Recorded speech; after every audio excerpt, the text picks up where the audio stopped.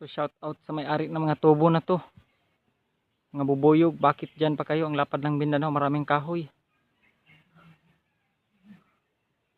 So ayan, hintayin natin kung may mag-open ng tubig, di natin sabihin. Ayan oh, may naghihintay sa inyo oh. Bubuyog. Ayan oh. Oh. Ang laki niyan.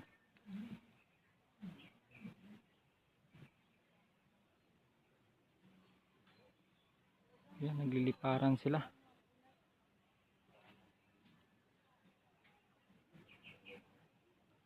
Kung ako papiliin, di ko na i-open yung tubig.